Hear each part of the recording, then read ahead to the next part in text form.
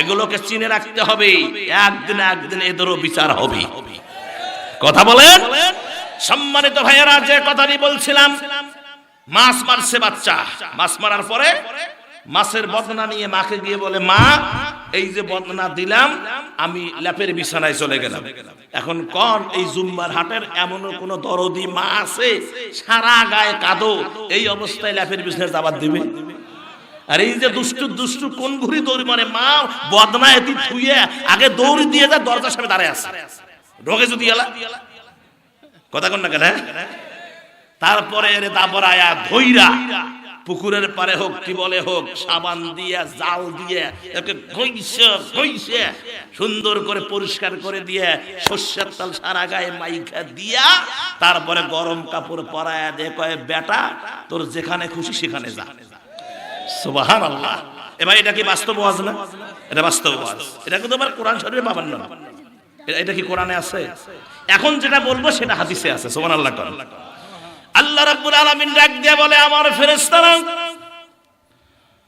তোমরা সাক্ষী থাকো, আমার এই বান্দা আমার এই বান্দি যেমন ছোট্ট বাচ্চাকে কাদো অবস্থায় ল্যাপের বিছানায় ফুল সজ্জার বিছানায় মা ঢুকতে দেয় না, আমার ফেরেশতারা শোনো, আমার যারা বান্দা বান্দি এরা তো সারা জীবনটা গুনার কাদা দিয়ে জীবনটা লেটা পেটা করে ফেলেছে।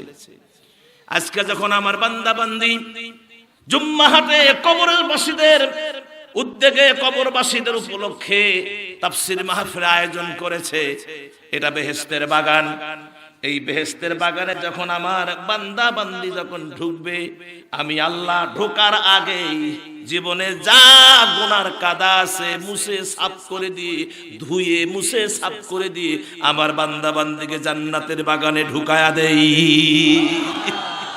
এই মুহূর্তে আমরা সবাই জান্নাতি। সুবহানাল্লাহ। কি আমার 5% কি কনফিউশন আছে নাকি? 5% কনফিউশন নাই। আল্লাহ রাসূল বলেছেন পুরা জান্নাতি। জোরে কোন সুবহানাল্লাহ। আমরা জান্নাতের বাগানে বসে আছি। কি ভাগ্য আমাদের, কি আমরা সৌভাগ্য, আমরা জান্নাতের বাগানে বসে আছি। তাহলে আমার ভাইয়েরা, জান্নাতের বাগানে বসে থাকতে গেলে বন্ধুগণ আমার আল্লাহ রাব্বুল আলামিন যে মেসেজ দিয়েছেন, যেমন আমরা এখানে জান্নাতি, বাহিরে যাওয়ার পরেও আমাদেরকে জান্নাতি হতে হবে। যারা আমরা সুদ খাই, সুদ ছেড়ে দিতে হবে। কথা বলেন।